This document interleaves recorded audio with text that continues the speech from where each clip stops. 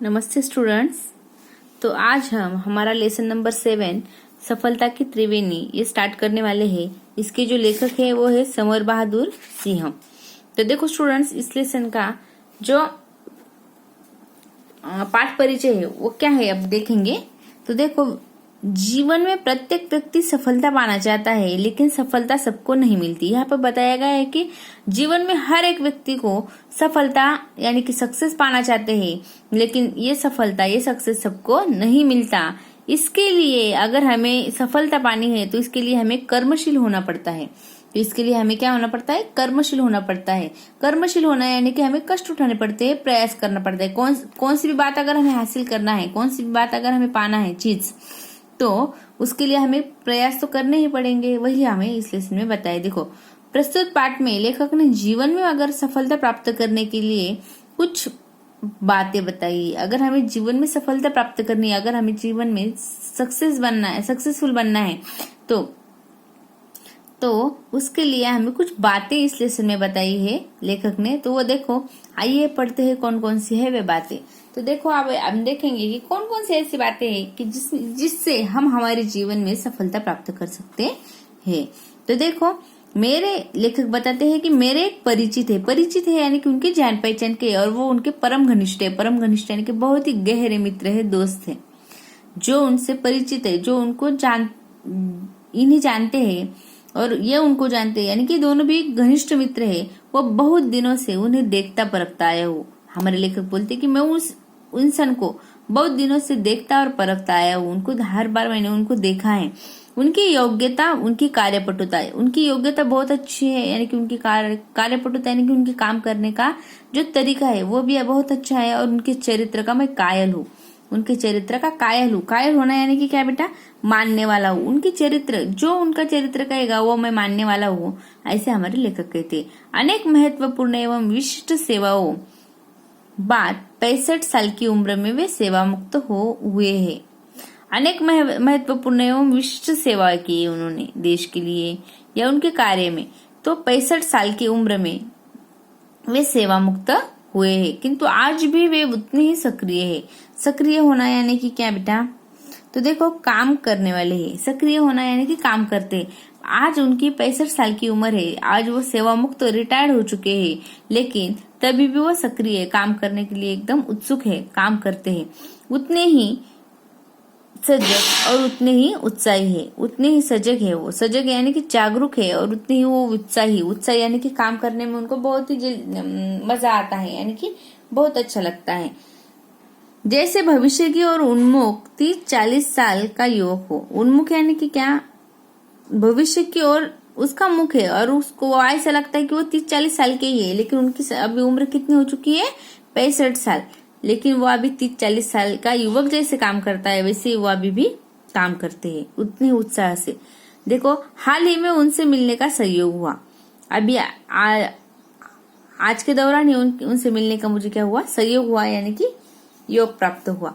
तो देखो, बातचीत के दौरान मैं उनसे पूछ बैठा। अभी मैंने बातचीत यानी कि दोनों बातें कर रहे थे, तो दोनों के बातचीत के दौरान मैंने क्या किया? उनसे पूछ बैठा। क्या पूछा? देखो, घृष्टता से। घृष्टता यानी कि टिड़ाई, जैसे कि हम बोलते ना धिट। अभी एक धृष्टता से क्षमा करेंगे। धृष्टता क्षमा करेंगे। आपकी इन महती उपलब्धियों का रहस्य क्या है? आपकी इन बड़ी उपलब्धियों यानी कि आप में जो सक्रियता है, उत्साह है, सजगता है, तो इनका क्या रहस्य है? ऐसा लेखक ने उस इंसान से, उस मित्र से उन्हें पूछा। जीवन से आपने क्या सीखा है? और एक क्वेश्चन किया है यहाँ पे कि जीवन से आपने क्या सीखा है।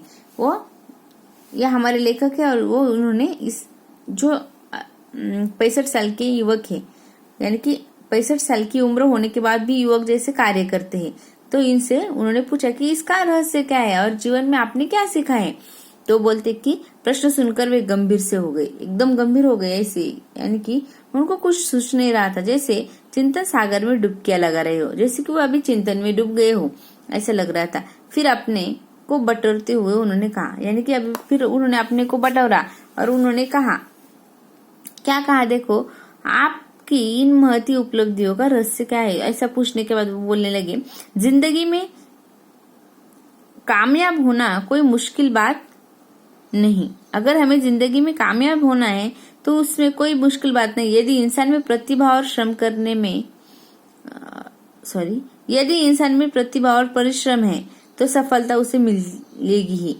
अगर हमें प्रतिभा है, कार्य करने का एक जज्बा है और परिश्रम करने की इच्छा है तो हमें सफलता मिलेगी ही, ऐसा वो कहते हैं।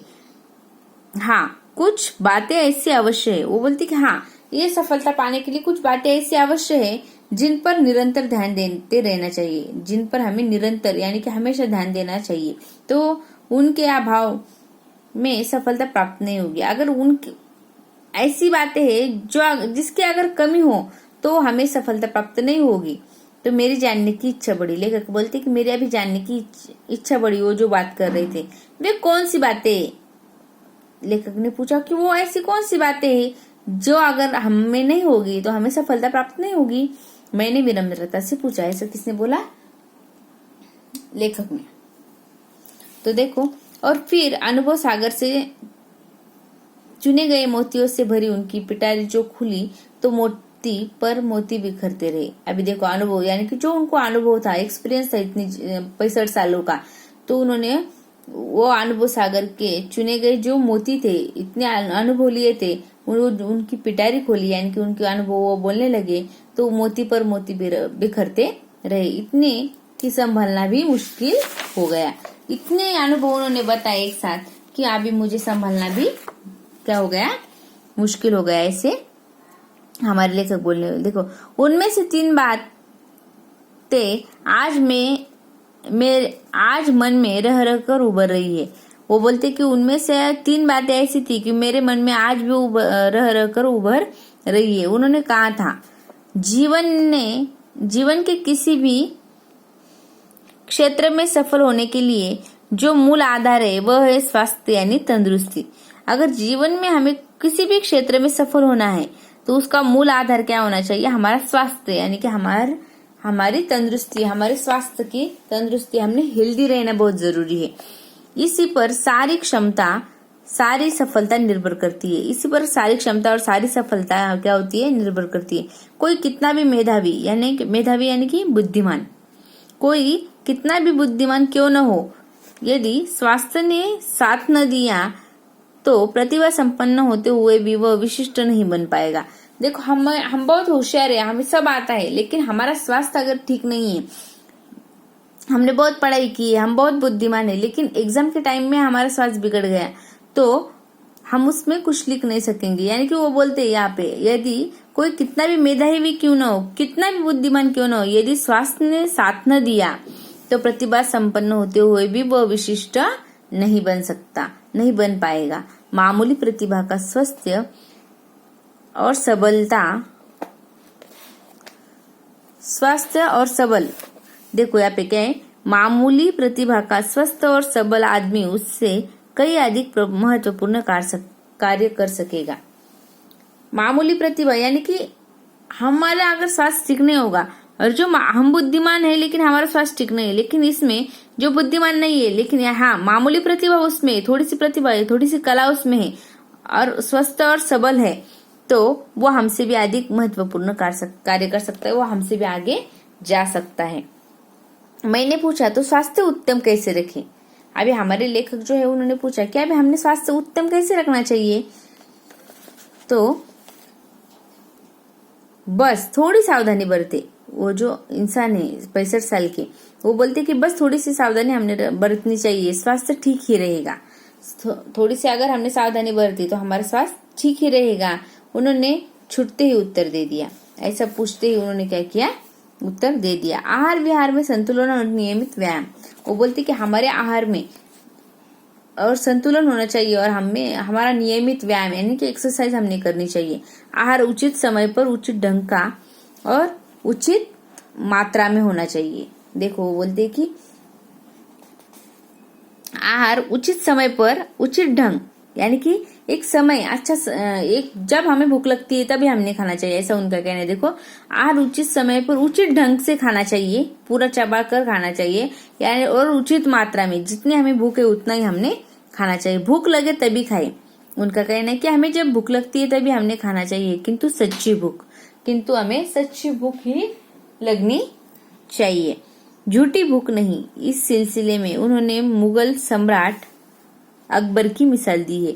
इस सिलसिले में उन्होंने क्या किया, मुगल सम्राट जो थे अकबर, तो उनकी मिसाल यहाँ पर दी हुई है। जो अकबर है, जो मुगल के सम्राट थे, देखो अकबर 24 घंटे में केवल एक बार भरपेट भोजन करते थे। अकबर इतने बड़े बादशाह थे, तो तभी भी ये 24 घंटे में बस एक ही बार भरपेट भोजन करते थे, और तभी जब उन्हें सच्ची भूख लगती थी, और तब खाते थे इस 24 घंटे में कि जब उनको सच्ची भूख लगती थी। उनकी फुर्ती, उनकी सक्रियता, बहुत कुछ इसी आदत के कारण थी। उनमें जो स्फूर्ति थी, जो सक्रियता थी, काम करने की जो शैली थी, वो इसी आदत के कारण थी कि 24 घंटे में वो एक बार ही भरपेट खाना खाते थे। प्राय हम निश्चित समय पर खाने बैठ जाते हैं।